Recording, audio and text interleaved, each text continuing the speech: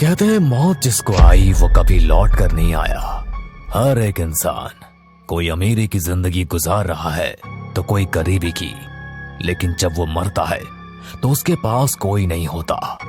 होती है तो वो जमीन जो उसे अंदर समा लेती है, या होती है वो चिता की आग जिसमें जलकर उसका अस्तित्व ही खत्म हो जाता है। उस रात भी कुछ ऐसा ही हुआ। एक चिता पूरी तरह से जल चुकी थी और अब सिर्फ कंकाल मात्र ही बचा हुआ था।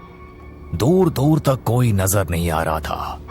ऐसे में कोई था जो हाथ में डंडा लिए शमशान में दबे पांव दाखिल हुआ।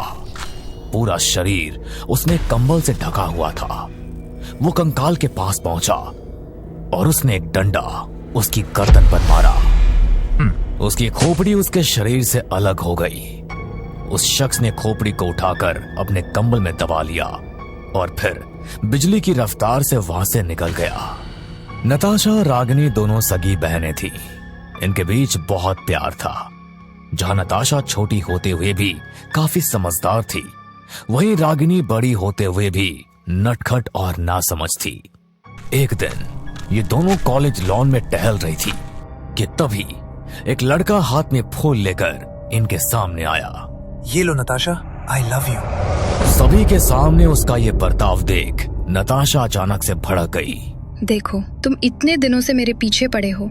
कितनी बार मना कर चुकी हूँ मैं, इसके बाद भी तुमको समझ नहीं आता। लेकिन नताशा। लेकिन वेकिन कुछ नहीं। अगर अब तुमने कुछ भी ऐसा वैसा किया तो मैं तुम्हारी शिकायत प्रिंसिपल से कर दूंगी। ये सुनकर नताशा तेजी से वहाँ से निकल गई। तू इतनी सीधी क्यों है? तुझे उसे एक थप्पड़ लगाना चाहिए था। नहीं दीदी, मुझे तो उसे ऐसे डांट कर भी बुरा लग रहा है, लेकिन इतने दिनों से इसे कुछ नहीं कह रही थी तो ये पीछे ही पड़ा हुआ था। उन दोनों ने अपनी ग्रेजुएशन की पढ़ाई पूरी की और अब रिजल्ट का दिन आया। तुम दोनों में से जिसके मार्क्स अच्छे हुए उसे गिफ्ट भी उतना ही अच्छा मिलेगा। अरे कैसी बातें कर रहे हैं आप? दोनों हमारी ही बेटी हैं। नहीं भाई, जो रूल्स हैं वो रूल्स हैं, ये तो करना ही पड़ेगा। रिजल्ट आने पर नताशा के मार्क्स 93% थे और रागिनी के सिर्फ 82%। उनके पिता महेश ने नताशा को एक स्कूटी गिफ्ट की और रागिनी को एक मोबाइल। दीदी, आपको बुरा तो नहीं लग रहा है ना? आप चाहो तो स्कूटी आप रख लो, ये मोबाइल में ले लूंगी। नहीं नताशा, कैसी बात कर रही है? जो तेरा है वो मेरा भी तो है ना। हम दोनों में तेरा मेरा कब होने लगा? ये सुनकर नताशा ने रागिनी को गले लगा लिया और फिर दोनों बहनें स्कूटी पर घूमने निकल गई। एक दिन रागिनी को देखने के लिए रिश्ते वाले आए, लेकिन उन्होंने नताशा को पसंद कर लिया।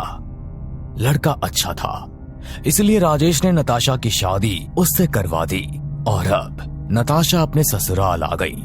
ये उसकी पहली रात थी। वो सजी धजी दुल्हन बनी सेज पर बैठी हुई थी। जैसे ही दरवाजा खुलने की आवाज आई तो उसके दिल की धड़कनें बढ़ गई। उसके चेहरे पर मुस्कान छलक आई। उसी समय एक सुनसान जगह पर कोई काला लबादा पहने बैठा हुआ था। उसके सामने ही एक खोपड़ी रखी हुई थी। उसने खोपड़ी पर हाथ रखा और धीरे धीरे घुमाने लगा। नताशा ने महसूस किया कि किसी ने उसके कंधे पर हाथ रखा है। उसके चेहरे की मुस्कान दोगुनी हो गई। कैसी हो मेरी जान? ये भयानक आवाज सुनकर नताशा डर गई। उसने जल्दी से पीछे पलटकर देखा तो वहां कोई नहीं था। तभी दरवाजा खुला और इश्मित कमरे में दाखिल हुआ। कमरे में आए हो? मुझे तो लगा था आप घूंघट ओढ़े बैठी होंगी, लेकिन आप तो। ये उनकी पहली रात थी।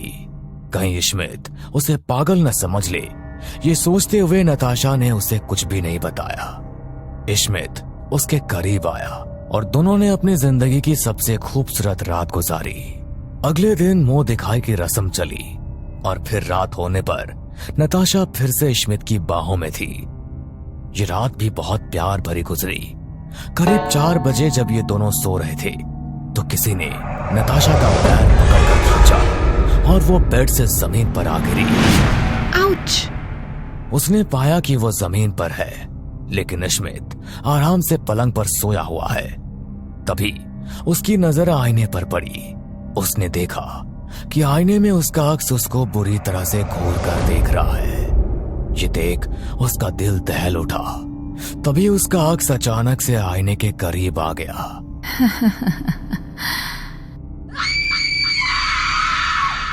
इस बार वो बहुत जोरों से चिल्लाई, जिससे कि स्मिथ जाग उठा और बाकी सभी उसके पास पहुंच गए। अरे क्या हुआ नताशा, तुम यहाँ जमीन पर क्या कर रही हो? स्मिथ, मेरा किसी ने पैर खींचा और... अरे क्या बोले जा रही है ये? राम राम राम। मुझे तो लगता है इस लड़की पर कोई साया है। कभी इसे कुछ दिखाई देता है, कभी कुछ। मुझे तो इसके माँ बाप से बात करनी ही पड़ेगी। ये सुनकर नताशा ने कुछ भी नहीं कहा, लेकिन उसे यकीन था कि उसने जो कुछ भी देखा वह असल में हुआ है।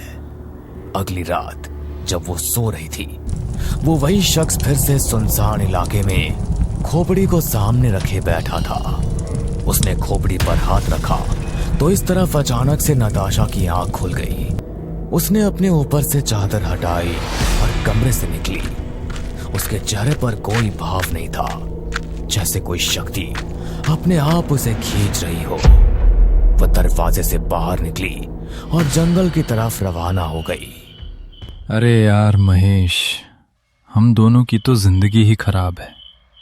अभी तक एक भी लड़की के साथ हमारा कुछ नहीं हो पाया, और आजकल के लड़के तो 20 की उम्र आने तक न जाने कितनी विवाहित महिलाओं के साथ अपने आप को संतुष्ट कर चुके होते हैं।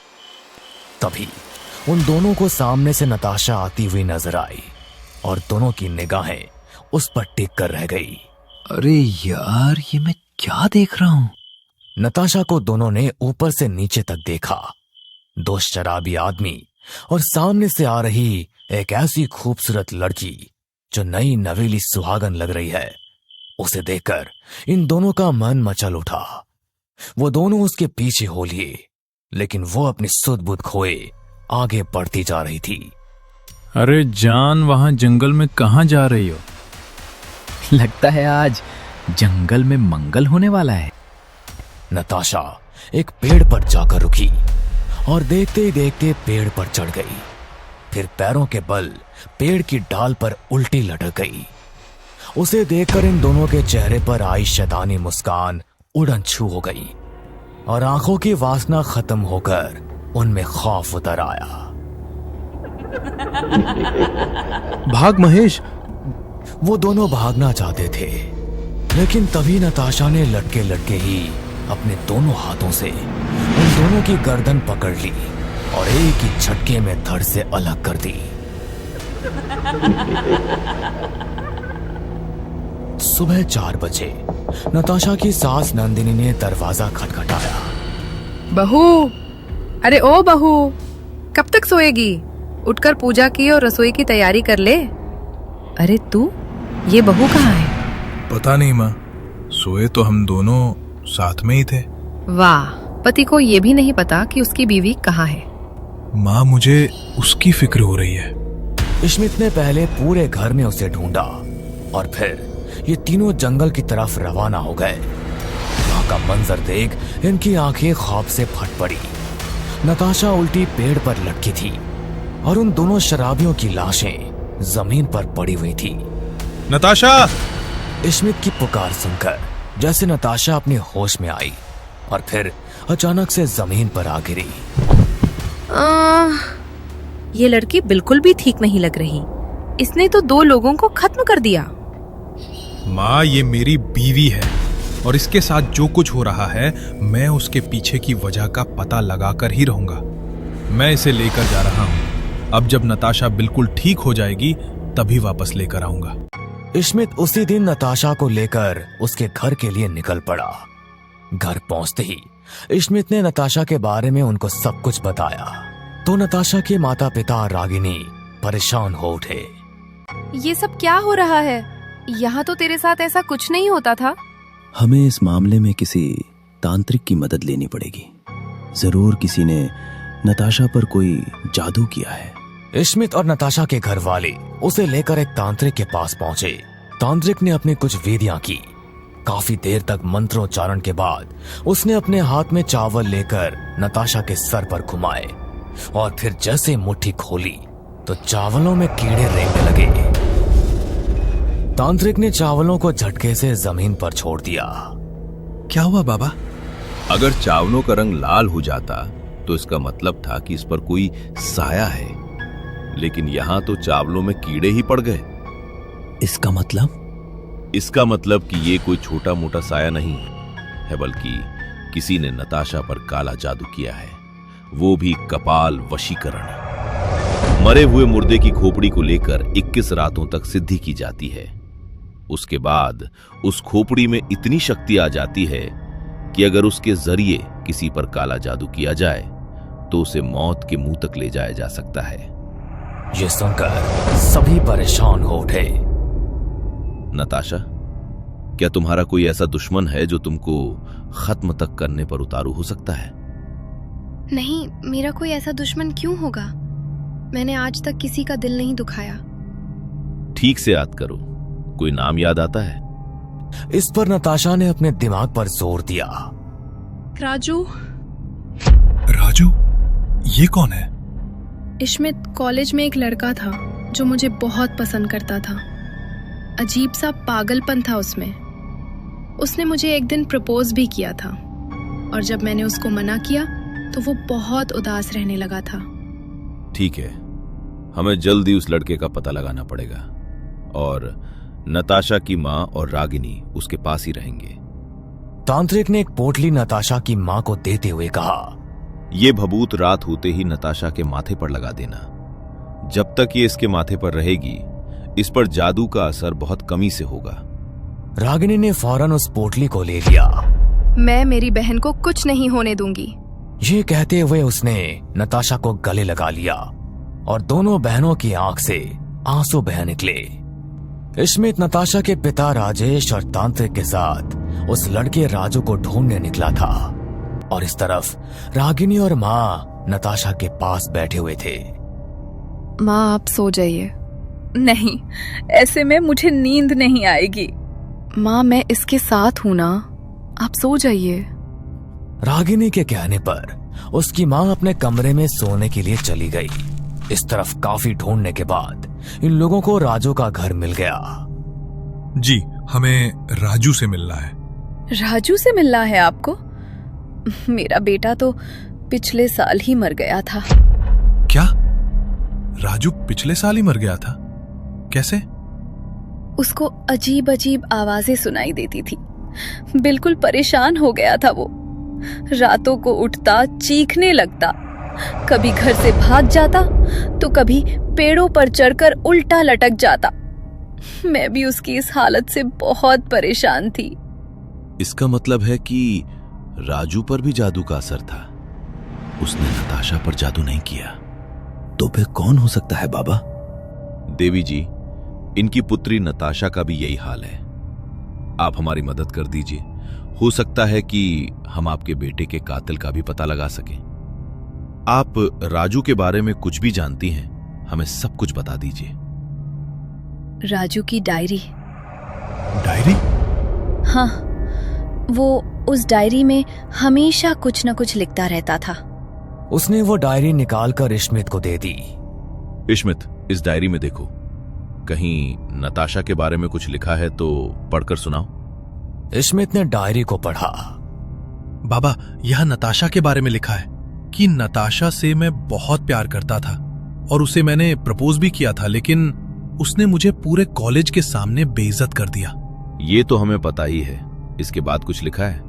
इश्मित ने अगला पेज पलटा तो उसके माथे पर सलवटें आ गई। बाबा, यहाँ राजू ने रागिनी के बारे में भी लिखा है। क्या? जब मैं अकेला बैठा रो रहा था तो रागिनी मेरे पास आई और मुझसे बोली कि करवा ली अपनी बेइज्जती। हो गई तसल्ली। अगर तुम मुझे प्रपोज करते तो मैं तुम्हारी मोहब्बत को बिल्कुल भी नहीं ठुकराती। हमारी रागिनी भला ऐसा क्यों बोलेगी? जल्दी से घर चलो, नताशा की जान खतरे में है। इस तरफ रागिनी ने धीरे से उस पोटली के अंदर की भभूत फेंक दी और नताशा से बोली, नताशा, मैं अभी आती हूँ। अरे दीदी, मुझे डर लग रहा है। कहाँ जा रहे हो आप? तू यही रहे, मैं बस फ्रेश होकर आती हूँ। ये कहकर वो कमरे से निकली और बाहर से दरवाजा बंद करके घर से निकल गई। ये तीनों भी तेजी से घर की तरफ बढ़ रहे थे। कुछ देर बाद शमशान भूमि पर कुंड के सामने रागिनी बैठी हुई थी। उसके सामने वही खोपड़ी भी रखी हुई थी। उसने काफी देर तक मंत्रों का जाप किया और फिर अपना हाथ उस खोपड़ी पर रखा। ऐसा करते ही उस तरफ नताशा को दर्द होने लगा। अरे ये तो नताशा की आवाज है।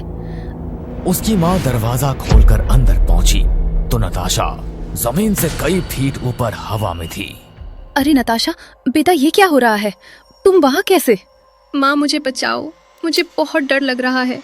नताशा हवा में थी और उसे बहुत डर लग रहा था। इस तरफ रागिनी अपनी सिद्धि कर रही थी। आज मैं हमेशा हमेशा के लिए नताशा को खत्म कर दूंगी, हमेशा के लिए। ये कहकर उसने खोपड़ी को घुमाना शुरू किया तो उस तरफ नताशा भी अपने आप हवा में घूमने लगी। माँ मुझे बचाओ। तभी तांत्रिक इश्मित और राजेश नताशा के पास पहुंच गए। रागिनी रुको। नहीं। तांत्रिक ने तभी नताशा को धक्का दिया।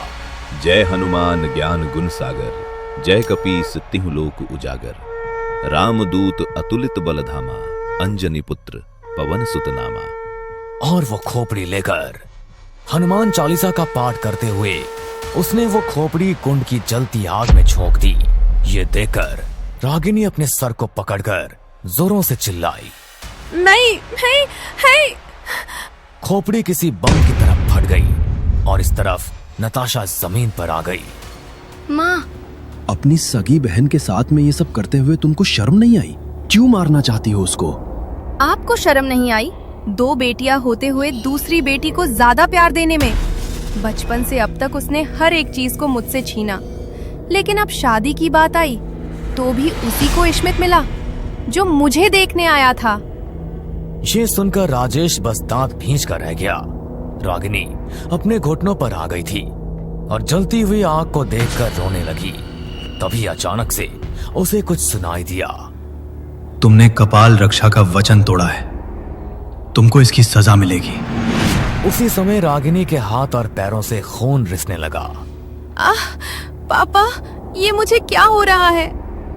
ये लोग कुछ करते इससे पहले ही रागिनी के जिस्म से मांस का एक रेशा भी खत्म हो गया और वो कंकाल बनकर रह गई।